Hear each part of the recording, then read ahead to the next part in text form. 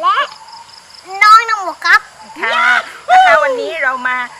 เปิดกล่องนะคะน้องน้ำขิงแกะกล่องพัสดุนะคะวันนี้แม่ปามสั่งสกุชชี่มาเซอร์ไพรส์วันเกิดน้องน้ำขิงนะคะแม่ปามสั่งมาจากร้านจีน่าสกุชชี่นะคะเดี๋ยวเรามาลุ้นกันค่ะว่าน้องน้ำขิงจะได้สกุชชี่อะไรกันนะคะกันไกลตัดเลยค่ะแม่อยากลุ้นกันเลยนะคะใครอยากลุ้นก็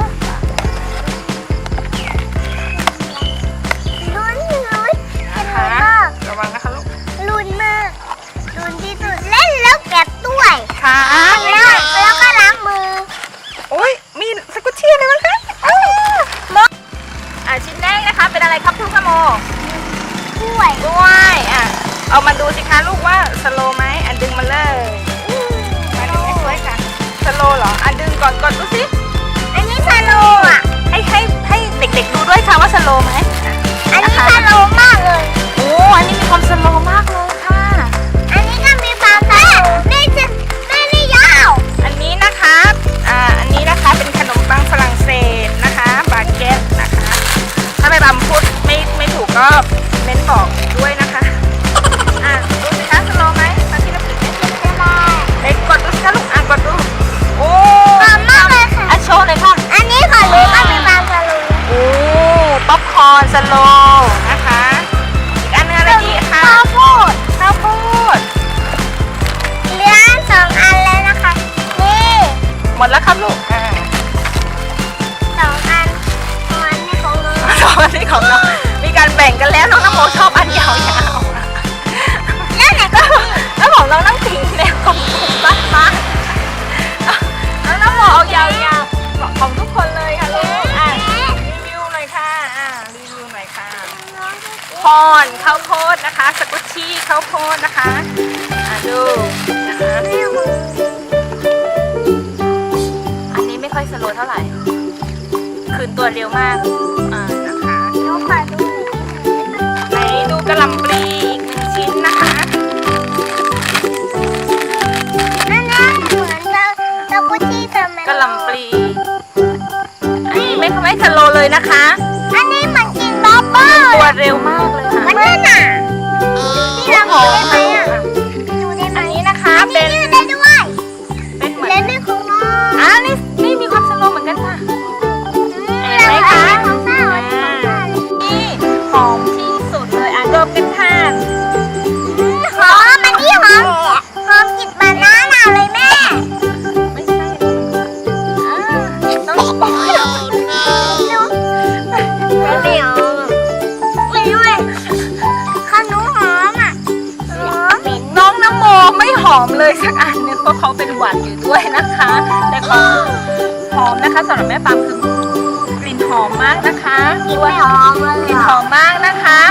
ก็ถ้าเพื่อนๆชอบนะคะก็อย่าลืมเข้าไปสั่งซื้อได้ที่ร้านจีน่าสกุชชี่นะคะก็ทักทายกันไปได้นะคะแม่ปามซื้อมาจากร้านจีน่าสกุชชี่นะคะน้ำโมลองเทสกระหล่ำดูสิลูกดอกกระหล่ำเทสดูสิคะสโลไหมลูกอันนี้ยืดได้ด้วยไม่สโลเลยนะยืดได้ด้วยค่ะอันนี้นะคะลูกอันนี้ยืดได้ด้วยนะกล้วยของน้องน้ำขิงค่ะยืดได้ด้วยนะคะเราก็สอบสิคะว่าสโลไหมกล้วยสโลมากของน้องน้ำมูกแล้วก็ป๊อปคอร์นนะคะป๊อปคอร์นสโล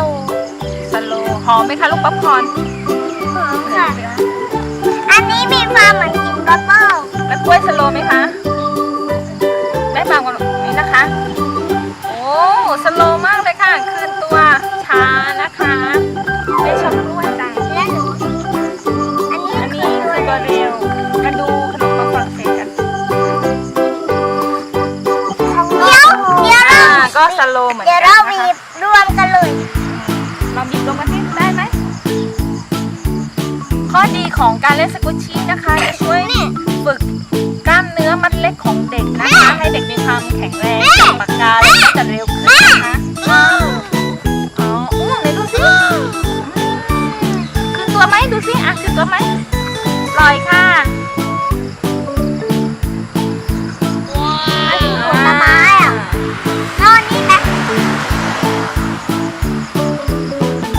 กล้ามเนื้อมัดเล็กนะคะมัน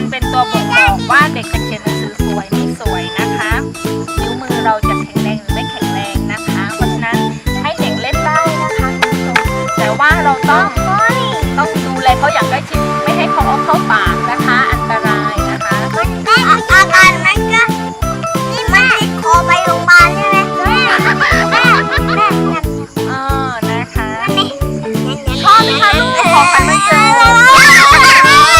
ชอบไหมครับชอบครับ ก็บอกเพื่อนๆหน่อยว่ารอบหน้าน้องน้ำขิงจะมีคลิปอะไรก็ให้กดอะไรคะลูก กดซับสไครต์กดกระดิ่ง กด subscribe กดกระดิ่งให้ช่องน้ำขิงน้ำโมถูก